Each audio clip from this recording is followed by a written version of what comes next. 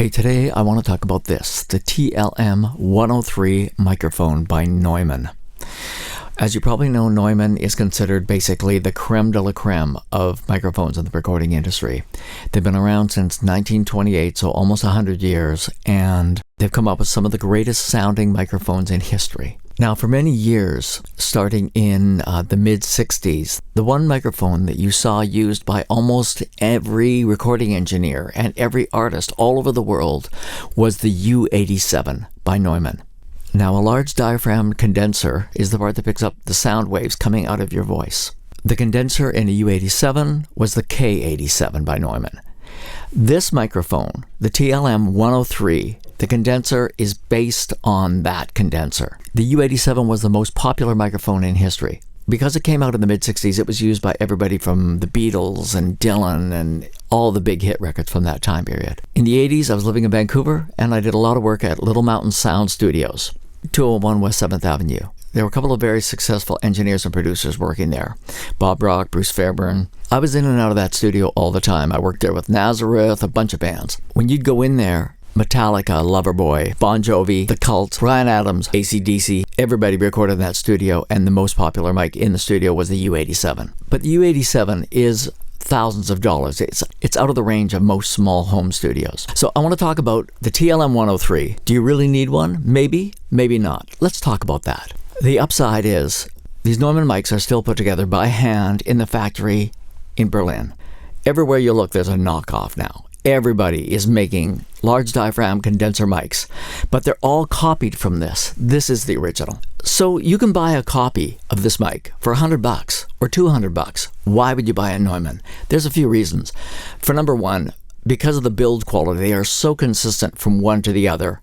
One time I bought a Chinese ripoff of one of these mics for use on a project, and I couldn't believe how noisy it was, especially since I had heard the exact same model that somebody else had that sounded amazing. Not enough consistency in the assembly line. All of the A companies are making copies of this. And by A, I mean Audio-Technica, AKG, Apex, also MXL or Marshall, and Rode from Australia make great copies. And for a lot of people, if you've got a home studio and you're writing and recording songs, you don't need to spend $1,100 or $1,500 on a mic. You can probably get by fine with a $200 mic. There are some reasons that you might buy a Neumann. For number one, they stand the test of time. For number two, it's an investment. If you buy a Neumann, you're making an investment in your audio recording gear. And if you decide that you want to sell it, you're going to be able to get the majority of your money back out of it.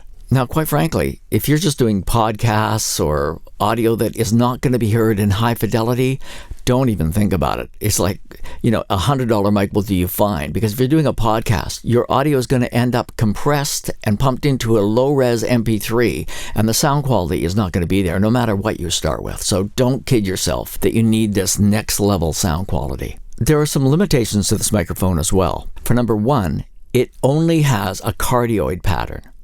Now, a cardioid pattern, let's take a look at a diagram here.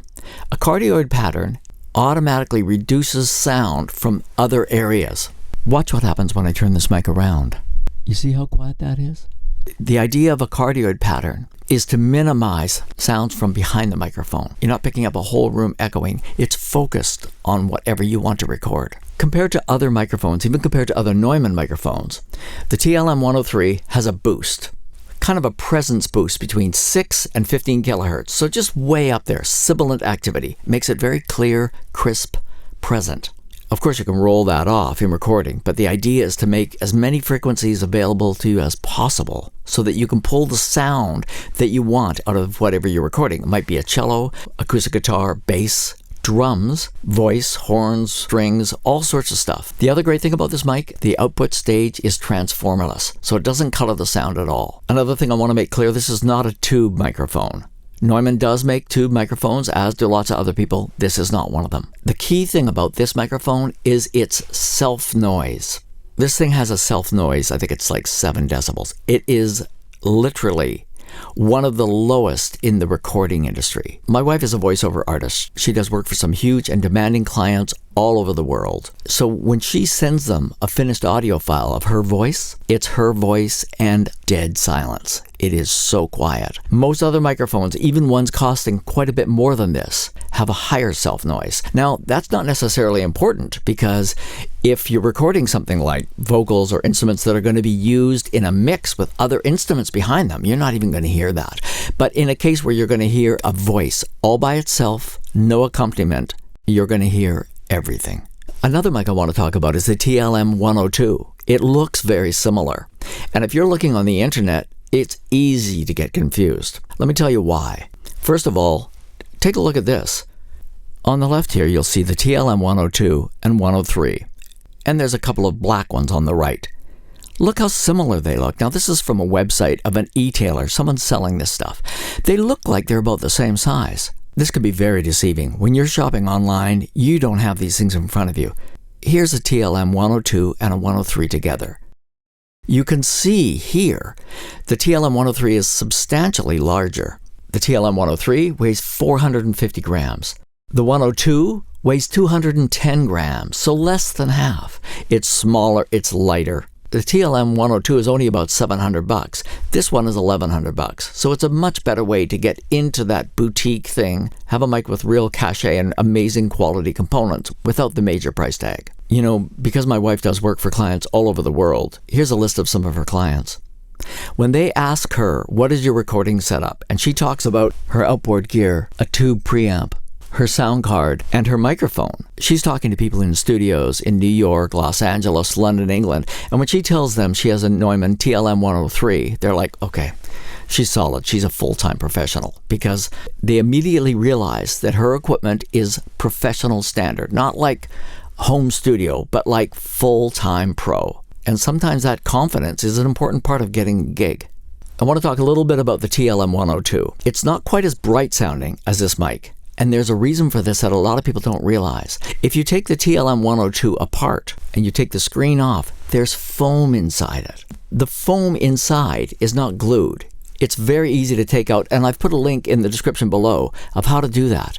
If you have a 102 and you take the foam out, it will immediately sound much more like a 103 in terms of the frequency curve. Anyway, I think you get the idea. It's about $1,100 for the base package, comes with a wooden case and what's called a swivel mount. There's other versions, different finishes. One of them comes with an actual shock mount, a cage like this. This one is the anniversary edition. Same microphone, but it comes with a cage and a flight case, which it packs into perfectly to get it safely to a session. The anniversary edition is about $1,400, but in most recording studios, they want this type of shock mount, where it's suspended by a bunch of little elastics. The shock mount basically allows the microphone to float in there, so you don't pick up resonant vibrations from the mic stand, the floor, etc. Anyway, that's my overview of the TLM103. Not cheap, but worth it. Hope you liked the video. Hit subscribe. See you next time.